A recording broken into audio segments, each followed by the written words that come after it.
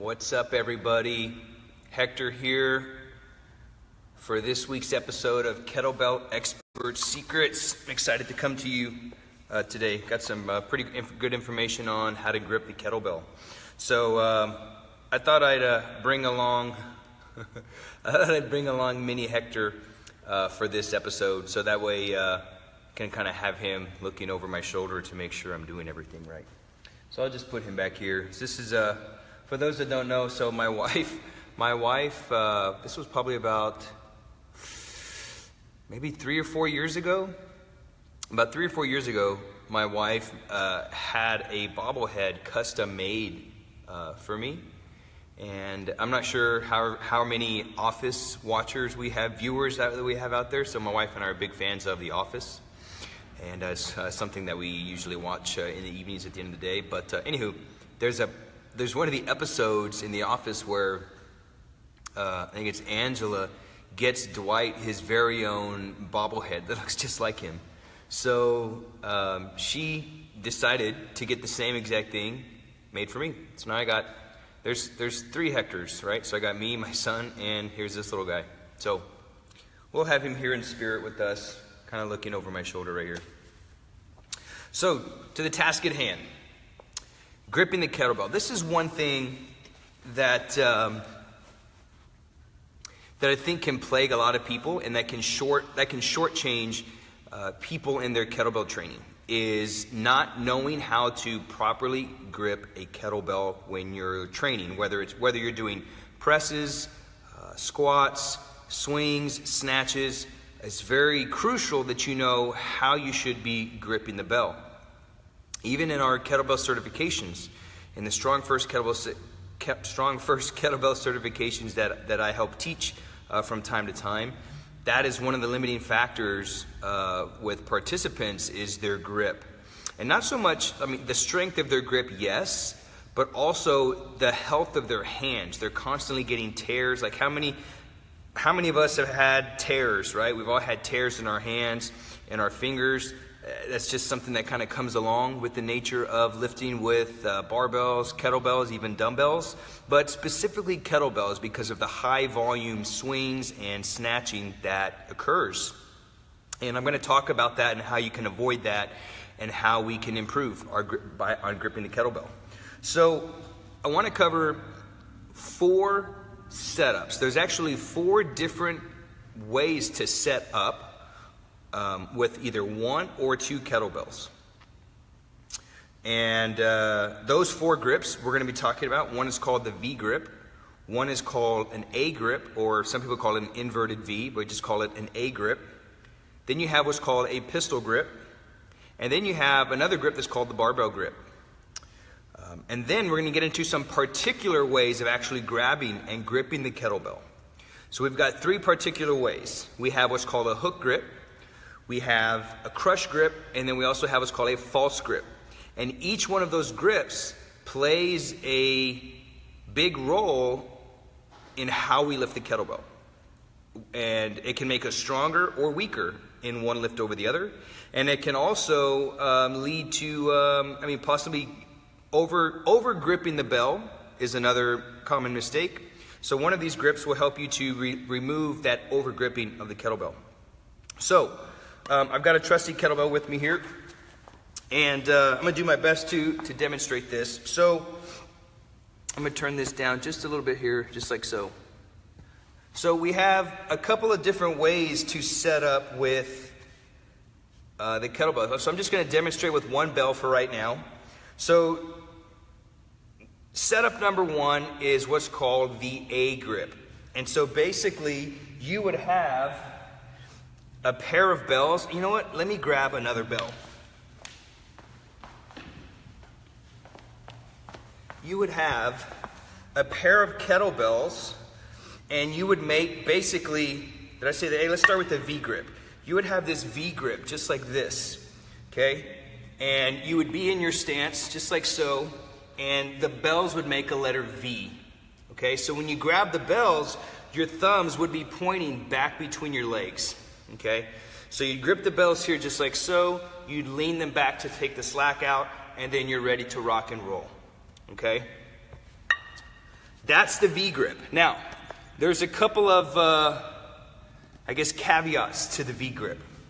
The V grip is great because it pre-stretches the internal rotators. Okay, so it's really good for shoulder health. That's something that's really good with that V grip. But not everybody can do the V grip. So each one of these grips will have an effect on your posture. And if you have a restriction in flexibility and mobility, one of these grips may not be appropriate for you. So with the V grip, we're internally rotating, right? Because our thumbs are pointing back between our legs. So we're actually in this internal rotated position. So if we have a limitation here, like thoracically, and let's say we're hunched over like this because let's say we sit a lot during the day, or maybe we're in athletics and our athletics requires us to be in this hunched over position like this. So let's say we have this poor posture, and now we're internally rotating the thumbs towards the back between our legs. It's going to be hard to keep your chest extended and to keep your back straight. Now, if you've got good mobility and you've got good flexibility in the thoracic part of the spine, you can maintain this internal rotation and still keep your chest up. Okay? So, if you've got good mobility, good flexibility of the thoracic area, you can use the V grip and pre-stretch the shoulder before you clean the bells to the rack position. Okay? So that's the V grip. That's V grip, that's setup number one. The next setup would be called the A grip, or some people call it the inverted V. So I'm going to put my camera back on my bells here. The inverted V. And basically, the bells would be turned the other way. Almost like kind of like a 10 and 2 position. All right, kind of like you're driving a car, like 10 and 2. So now you've created this A, okay, or inverted V. You're going to grab the bells the same exact way. You'll get into your stance, okay? You'll lean the bells back, and then you'll be in this inverted V or A grip, okay? This is actually my preferred grip to use when I lift. The A grip is my preferred grip. So let's cover a few things on that A grip setup. One is it's not going to pre-stretch the shoulder as much because you're not turning your thumb in. Your hands are up like this, okay? But what it does allow is it allows someone that has a restriction in the thoracic, someone that may be hunched over, it allows them to grip the bells, since their thumbs are pointed up, it allows them to grip the bells and still keep their chest up and keep their back straight. Even if they are slightly rounded, it's better than this, right? So they are able to keep their chest up a little bit better. And two, what I like about this grip is that it allows you to connect your lat muscles, which is kind of like a support, is like a support for pressing. So the lat muscles are the muscles that are underneath my back here.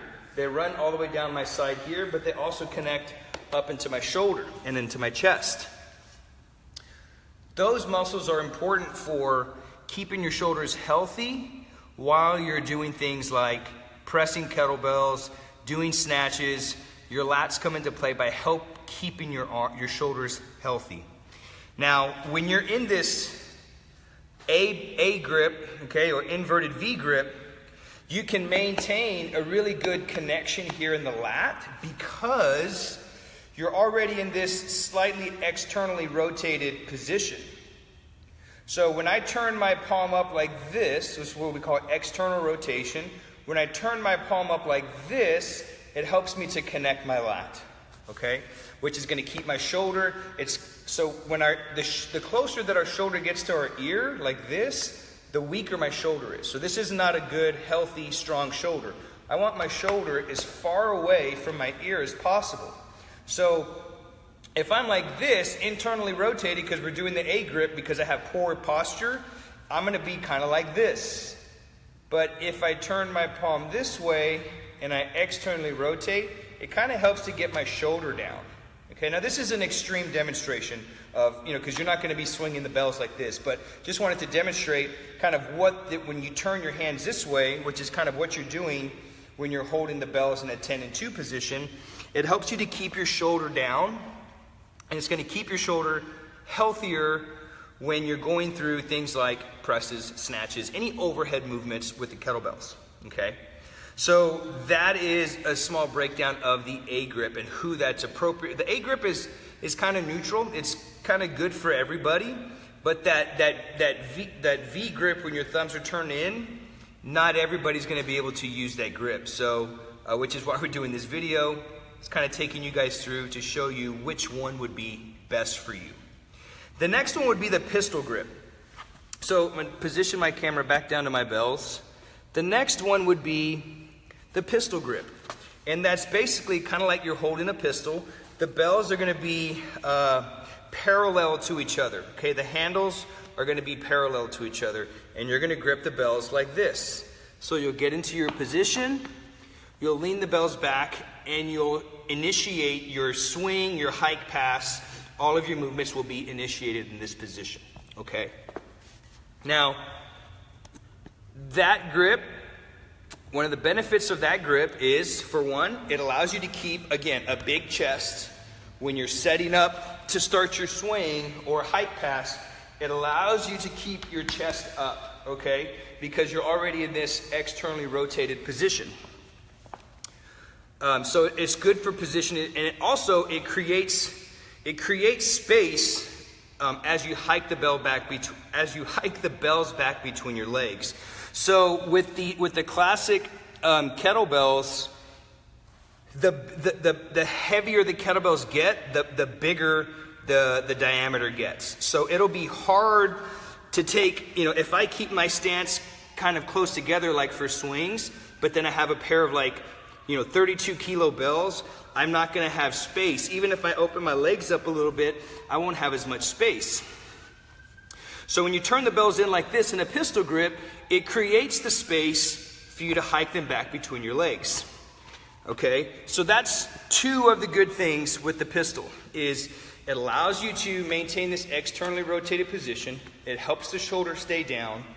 It allows for space for the bells to go back between your legs. But the one thing I don't like about this grip is it can create and it can cause some undue stress and hyperextension through the elbow, okay?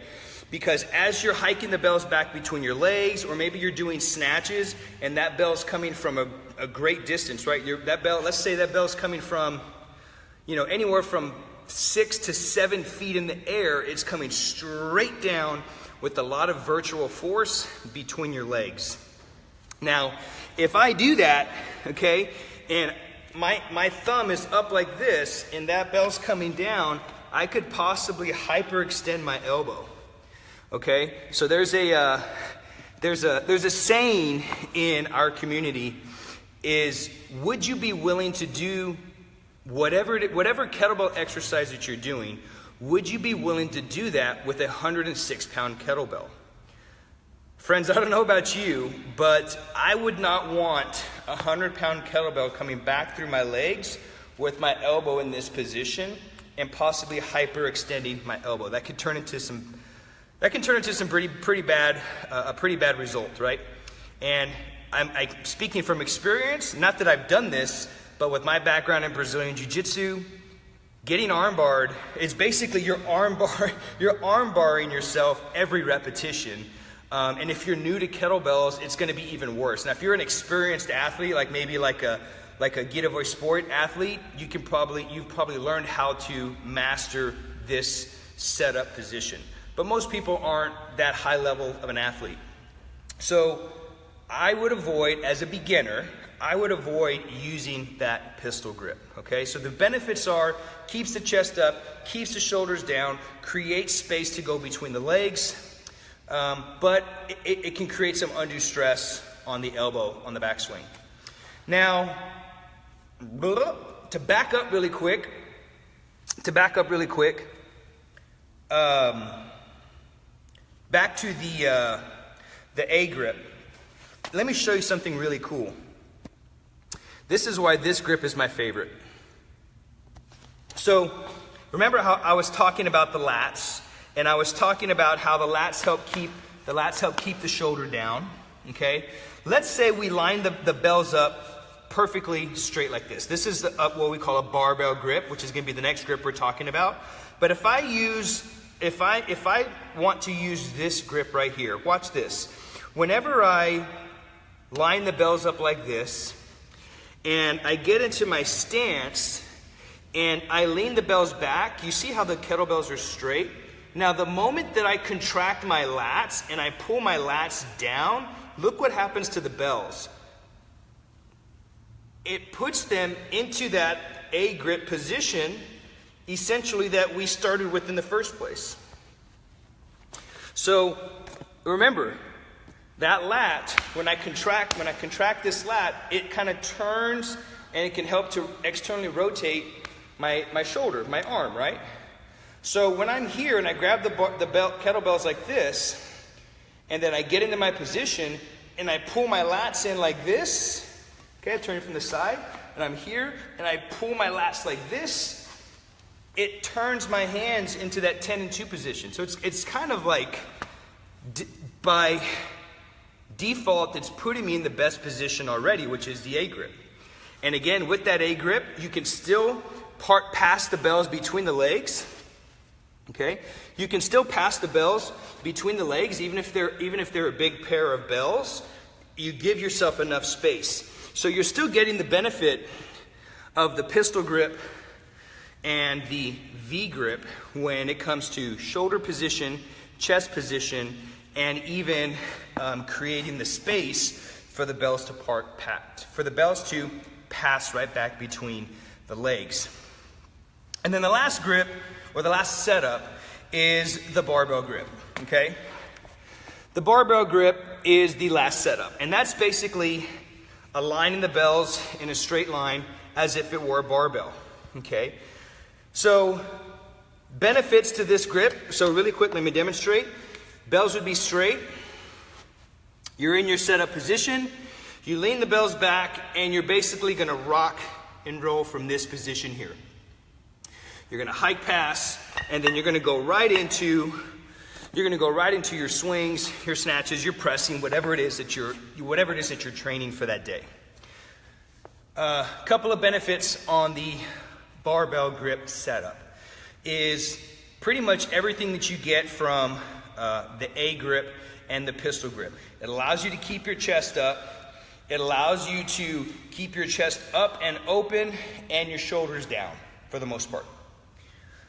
Now, one of the downfalls of the barbell grip is that I mentioned with these classic style kettlebells, as the weights get bigger, this is just a pair of 16 kilo bells, a pair of 32s, a pair of 40s, a pair of 48 kilo bells.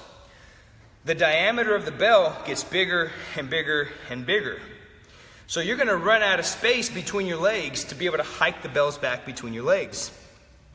So if you're trying to use the barbell grip, it's not going to really work if you have a pair of 40s, right? Or a pair, let's say ladies, if you have a pair of 24s or a pair of 32s, doing the barbell grip is not going to give you enough space to get the bells between your legs safely. Now, you'll have to go a lot wider if you insist on using the barbell grip, and let's say it's a pretty big pair of bells. You're going to have to go a lot wider with your feet to maintain that same startup as you hike the bells back.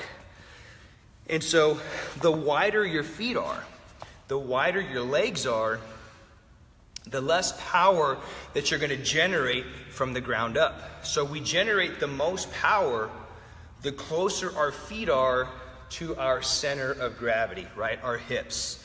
Just like a jump. Imagine like you're going to do a jump. Your feet have to be relatively close to your hips, right? So with a barbell grip, and if we're using big kettlebells, we're going to have to open our stance more, and that's going to reduce power.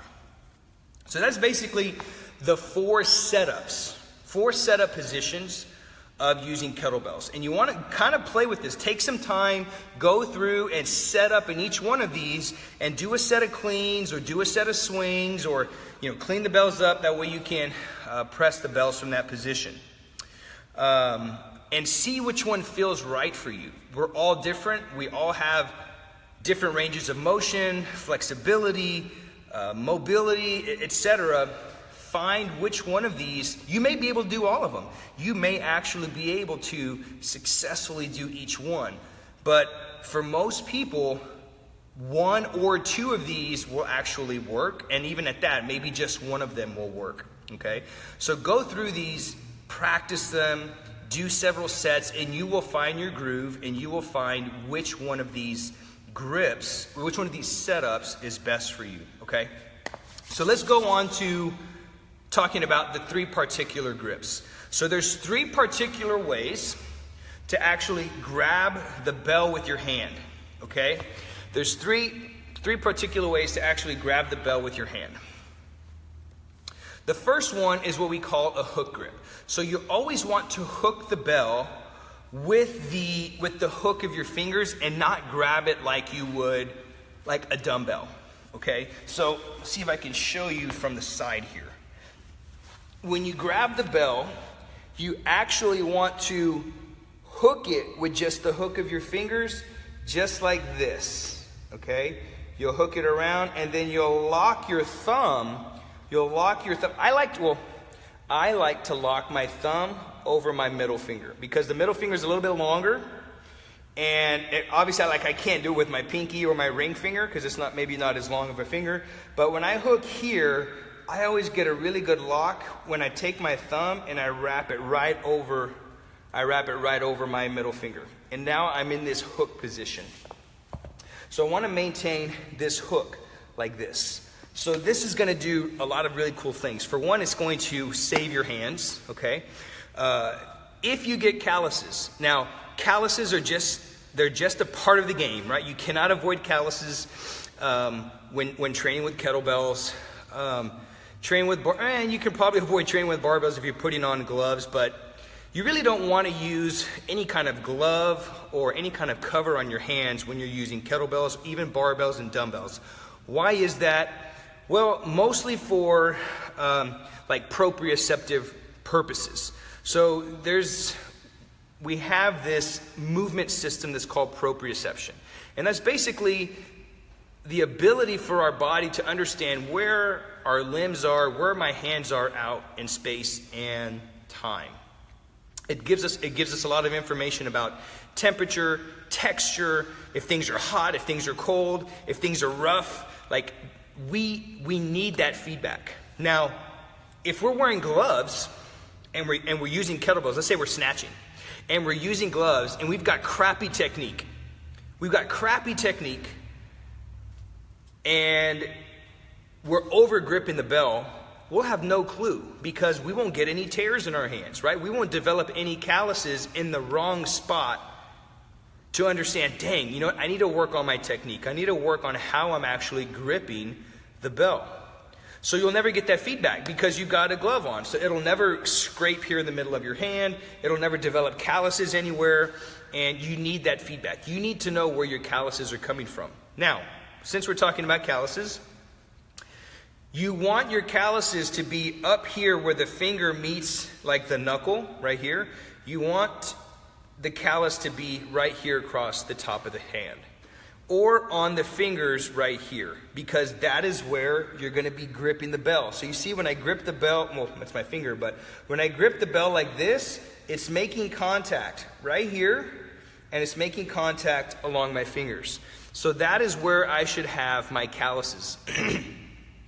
You should never get calluses here in the center. If you have calluses here in the center of your palm, and you're getting tears on the center of your palm, your technique is not where it needs to be. Because what's happening is you're now over gripping the bell like this. You're gripping the bell like it's like a dumbbell or something. You do not want to grab the bell like this and do your swings from this position. Your swings, your snatches, your cleans. You don't want to be gripping it here, because what's going to happen now is that is going to rotate in the center of the hand. and it's going to create calluses here. And eventually that will lead to a tear, and torn calluses, torn, ripped up hands means you can't train as much, right? You got to rest for a couple of days, let them heal, and nobody wants to miss training, right? So, the hook grip. I got off on a tangent about wearing gloves. The hook grip. That is your primary grip when you're going to swing, clean, snatch, anything having to do with the ballistic lifts of your kettlebells, which is usually that initial lift off, is you want to use the hook grip. And we're going to get more into that grip here in a little bit. The next grip that we want to focus on, the next grip that we have is called the crush grip. So the crush grip is what we want to use for grind exercises, presses, squats, get-ups, bent presses. Those are the grips that we want to use for grinds, is the crush grip. And I'm going to demonstrate the crush grip for you here. I'm going to take, well, no, let's leave little Hector in the camera there. So I'll move over. All right, crush grip. You want the bell to align horizontally across your hand. Now, I just said don't let the bell hit you here. Now, we're not doing ballistic work. The bell's just going to sit here, and this is probably the only time I want that bell resting across the center of my palm. All right? So, I'll demonstrate here. So, when you have the bell, you've already cleaned the bell up. You want your wrist to remain neutral. You don't want a broken wrist. So this is what I mean by broken wrist. You don't want your wrist to be like this, okay? So it's kind of like arm wrestling, right? So if I'm in an arm wrestling match and it's me and my opponent, the first person to get the other person to do this is going to win the match, because now he has leverage on his side and I'm in this broken arm position. I want to keep my wrist neutral, almost with a slight gooseneck. The knuckles of my wrist right here, this bone of my wrist and my knuckle right here, those should always line up. The moment that this falls off of that alignment, that's when I know I'm in the wrong position. Okay? Let me see if I can I don't know if I can show you guys. This knuckle and this bone of my wrist should always line up. You see that? It should always line up. The moment that this falls out of that alignment, I'm now in this broken wrist position, and that can lead to me losing the bell. So as the bells get heavier, the diameter gets bigger. As the diameter gets bigger, the bell's actually trying to pull me this way. Now, if I successfully allow it to break the wrist this way, I'm definitely going to lose the bell after cleaning it to the rack. Okay, so that's just a quick little thing on wrist position. So let's go over this crush grip. I want my wrist neutral. I want the bell relatively horizontal across my hand. Why would I want to do this grip? Well, like I said, for grinds. Pressing, squatting, bent pressing, and was there 4? Maybe there's just 3. Anyway, what this allows me to do is this allows me to get a full, complete grip on the bell where it covers the entire surface of my hand, okay? And what I want to focus on doing here is I want to focus on gripping, like over gripping with, let me see if I can show you with my thumb, over gripping with my thumb to where my thumb turns white, the nail turns white, okay? So I want to be able to crush grip, cover all the surface of my hand, and then lastly, lock in my thumb and squeeze really tight with my thumb. Why do I want to do that? What is so important about the thumb? When I create pressure here on my thumb by squeezing the handle, that innervates the long head of my bicep, which flexes the shoulder. Okay? When I crush the bell with my hand, I get the full surface, and then I lock it in with the thumb, and I'm crushing the grip here with my thumb, that innervates the long head of my bicep, and it allows me to flex my shoulder, which is bringing the bell overhead, snatching, strict pressing, bent pressing, all that kind of stuff. So that's just giving me like a little juice, a little extra oomph right before I do a strict press, okay? So the crush grip.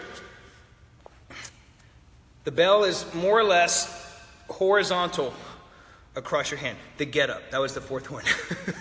The get up, so I said strict press, bent press, front squat, and the get up. I was forgetting that one. So the get up is the other exercise that you would want to use this grip with, because it allows you to crush the handle. Because with the get up, eventually if you do like heavier get ups, you're going to need to crush the handle, keep your wrist straight. What are some of the downfalls? What are some of the downfalls of using this crush grip? Well, it's very taxing. It will tax the grip really quickly, because you're constantly squeezing and you're constantly creating this tension, and you're going to eventually smoke the flexors of the arm. You're going to smoke all your grip, and you're going to smoke your forearm out. So this is not a grip that you'll want to do with ballistic work, right? High rep stuff. Swings, snatches, cleans, jerks. You're not going to want to over grip, even push presses. You're not going to want to over grip the handle. You can get away with it with presses, bent presses, squats and get-ups, is because you're probably only going to be doing, 2 to 5 total lifts with that crush, and you can maintain it for that small number of lifts. But if you're going to be doing, we have the TSC coming up this weekend, and that's, go to strongfirst.com, check out what the TSC is. I'm not going to spend a whole lot of time explaining what it is. But we have the TSC coming up this weekend, and one of the events is a snatch test. You're doing as many kettlebell snatches possible in 5 minutes. So most people are doing well over 100 snatches. Now imagine over gripping that bell every single snatch. For one, you won't be able to feel your hand after about, 30 snatches. And it's just going to over fatigue the grip. So that's only something specific to grinds that you're going to want to use that crush grip with. Now, this next grip is actually a little known grip for most kettlebell users. I've seen very few people use this grip. We teach it at our certifications, and it's a grip that is often overlooked. This grip can preserve the grip can preserve your grip, right? It can preserve the tension in the forearm. It helps you to keep your hand relaxed, and it actually does a pretty cool thing with your tricep. The last grip is called a false grip. Okay, like the word true or false, false grip. False grip, you've probably seen in like gymnastics when they're grabbing the rings and they're basically kind of like just hooking the ring with their wrist right here, and they're just kind of like hooking and holding on like this. Okay, that's what we call the false grip. That is one of our grips that we use. That not a whole lot of people take advantage of, but that's one of the grips that we use for high ballistic work. Snatches, cleans, and pretty much snatches and cleans. Anything that requires the belt to be in the rack is where you're going to want to use this grip. And this is what it looks like. So we went over crush grip, right? Now the false grip, I want my hand as high up in the hook of the corner of the bell. I want my hand as high up as I can get it, and I want my hand as deep as I can get it into the handle. So I want my hand like this. So you see, like my whole wrist is kind of sticking out here, and it's literally just like hooked onto my wrist. This bell isn't going anywhere. It's locked in, and this bell isn't going anywhere. Notice how I can keep my hand completely relaxed. There's hardly any, look at this. There's hardly any tension. It's like jelly. There's hardly any tension in my forearm. So this is going to preserve my grip for high ballistic work.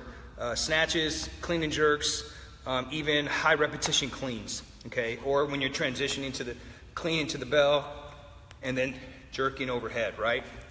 Is you want that bell to cut deeply across the palm here, and you want your hand as high up in the corner of the bell and as deep as you can get your hand.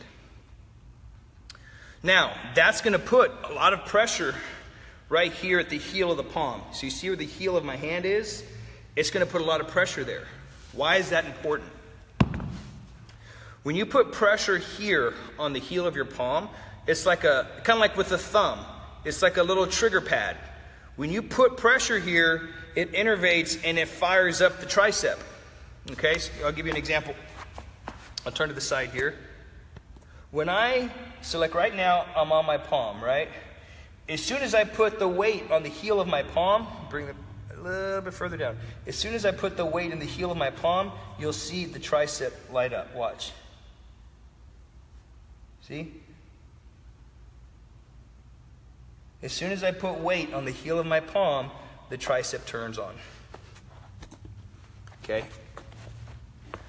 So, why is that important? Well, for the quick lifts, snatches, jerks, and push presses, I want to take advantage of that, and I want to leverage that. That's going to help with the speed of my lockout right here. As soon as the weight is on the heel of my palm, it's going to activate the tricep, and that's going to give me a quick extension of my arm. So I'm going to be able to push and extend, right? The tricep extends the elbow, right? Extends the arm this way. So when I have that weight on the heel of my palm and my hands relaxed here, and let's say I'm doing a jerk, that's going to allow me to punch straight through really quick because I'm getting some extra juice to the tricep. Same thing for snatches. When I'm snatching and I'm moving my hand in the bell, when I hit it into the right position and it hits here, it gives me a good little bump for the lockout. And so that's the false grip, okay? The false grip isn't something, though, that you're going to want to do with grinds. So it's very common for me to see people mix the grips with exercises. So like I said, the crush grip is for the grinds, and the false grip is going to be for the ballistics, the cleans, the snatching, the push pressing, and the jerks. Let me show you why. If I'm in the false grip like this, I'm in the false grip, and let's say just because I haven't mastered the skill of how to change from crush grip to false grip right in the middle of the clean, that's a skill all by itself, is to be able to switch from crush to false grip right in the middle of the clean. And let's say I haven't mastered that yet, and I'm always cleaning to this position, and I'm going to try to do a strict press. When I try to crush, like I physically cannot get the whole surface of my hand around the bell. Look, I'll move up here a little bit. Look, I'm going to try to crush the handle, and look at this gap here. You see that? There's a big gap right in between my fingers. That's what it looks like when I'm trying to do a strict press from this false grip position. I would want the bell to be horizontal. My wrist stays straight. Now I can get a full, look at that, there's no room. There's no room to get anywhere in the hand because now I'm in this really strong crush grip. Now when I'm doing ballistics, I want my hand relaxed and I want to be here, okay? For my push presses, my jerks, and my snatches. So, just to recap, we talked about the 4 setups for using kettlebells. Number 1 was the V grip. When you grip the bells and your thumbs are pointing in towards your groin. Then you have the A grip, which is like this, and you're gripping the bells, your thumbs are pointed up, and you're basically in the 10 and 2 driving position. Number 3 was the pistol grip, holding the bells like this. The handles are now parallel. Okay? And then the barbell grip. The handles are facing each other like this, and it looks like a barbell. And then you've got your 3 particular grips when gripping the bell. Is the hook grip. Okay? So you're trying to only hold the bell with the hook of your fingers, and you're going to lock your thumb over your middle finger. That's the hook grip. This is the grip that you're going to use for cleans, snatching, and swings. That's going to really challenge the fingers and get the fingers really strong. Then you have the crush grip, where the bell lines up horizontally across the hand, and that allows you to get full contact surface and allows you to crush the handle and allows you to get the thumb involved to activate the long head of the bicep. That way you can press. And then you have the false grip, when you want your hand as high up into the top corner of the handle, and you want your hand as deep as possible. That's going to allow you to keep your hand relaxed. That's going to put pressure on the tricep, which is going to allow for a quick lockout for your quick lifts, like the snatches, jerks, push presses, and I think cleans, right, when you're cleaning the bell. So that's pretty much it, guys. Thank you, everybody, for tuning in. That is episode 6 of our Kettlebell Expert Secrets. Next episode, which is next Thursday, I will be demonstrating how you can switch mid-flight, switching from hook grip to false grip. And it's a pretty cool little skill. Should I show you? Should I show them? I don't know. Yeah, maybe I'll show you. I'll show you really quick. And then I'm going to show you how to break it down next week. Let me see if I can do this with my camera here. So the goal is to be able to switch from this grip to this grip. See what I did there? That wasn't a perfect clean because I kind of didn't use my hips because I'm on my knees. But to be able to go from here, clean, here, now I'm in the crush, clean, and now I'm in the false grip. So that's a little sneak peek. That's what we're going to be covering next Thursday for episode 7 of the Kettlebell Expert Secrets. So, as always, I always close out with, if you've been struggling with how to get in shape, you don't know what kettlebell exercises you should be doing, you're trying to lose weight, you're trying to feel better about yourself, but you're stuck at odds of how to design your own training plans. You've already got enough stress as it is. Don't try to design your own workouts. If you love kettlebells and you love everything kettlebells, go to my website, currently at hardstylekettlebell.com. I'm almost finished with my blog.